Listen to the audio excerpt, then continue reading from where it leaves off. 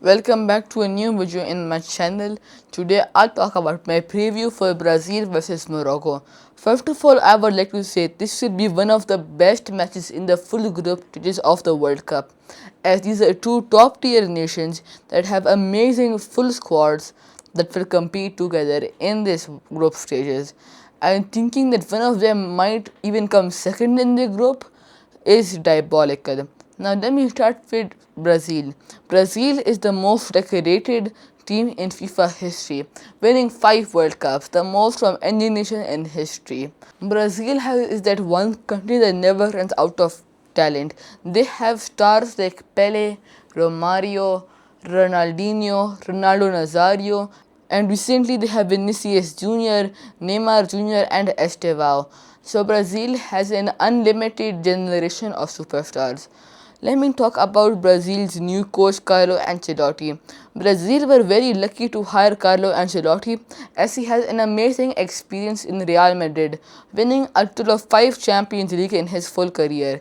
This is the most Champions League won by any manager in UEFA history. No one has even come close to his. Everyone else has 3 Champions Leagues while he casually has 5 Champions Leagues. Let me talk about Brazil's formation. Brazil plays a 4-2-3-1 formation or sometimes a 4-2-1-3 formation, depends on the lineup they're using. In my opinion, their attack might be Vinicius, Igor Thiago, and then some in the right. I don't really know who's gonna be most likely.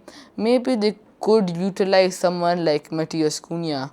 And in the camp, in my opinion, if they want to win the World Cup, they should start Neymar Jr. Even a half injured Neymar will have a huge impact to this Brazil team. And their main problem isn't their defense, as the centre back pairing of Gabriel, who has arguably been the best centre back in the world recently, and Marquinhos is amazing, but their only problem is their fullbacks. As recently Weasley was injured, so they had to call in Ederson for their team. But this isn't a wise pick from Ancelotti. Instead, it is very bold, as Weasley is a fullback and Ancelotti has picked a CDM, that's Ederson. So it's gonna be a bit confusing how they do. And now it's officially confirmed Brazil has no under 30 fullbacks in their full team. So it's gonna be very interesting how Brazil handles their minutes so they can play the full tournament. Let me tell you about the next team, Morocco. Morocco is coming into this World Cup in amazing form, recently winning the AFCON and even beating the teams like Brunei 5-0 and Madagascar 4-0. Don't be fooled at like a top team against Norway they drew 1-1. Because when they played their main 11, they were easily the best team on the pitch. They scored the first goal from Brahim Diaz and had easily dominated the full game. But the moment they subbed on their first team for the second team players, that was the time when Norway scored. So if they had kept their first team for the full match, they might have scored 2 or even 3 goals. I won't have been shocked if they had scored 3 goals and won 3-0. Now let's move on to their head-to-head record. Brazil and Morocco have faced each other 3 times in their history.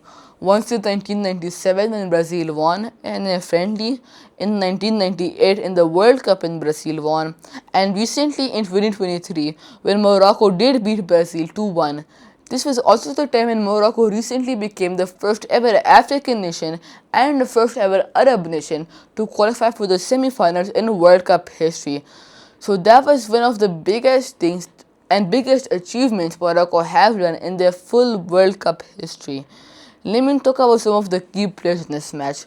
For Brazil, the key players are easily Vinicius Jr., Igor Thiago, and for me, emotionally, mentally, the key player is Neymar Jr., as he will always have that big name tag for the other team's defense. And for Morocco, their key players are Brahim Diaz and Achraf Hakimi. I'm going to tell you guys why Hakimi is such an amazing player. The thing is that he is just so fast. In 1 minute, he will be in the attacking side giving crosses and scoring goals, and in 1 minute, he will be defending back and helping the team's defense be secure. I wanna just give Brazil one tip. Don't let Gabriel take a penalty, or else he will sky it like he skied it for Arsenal in the Champions League final. By the way, sorry Arsenal fans for that joke.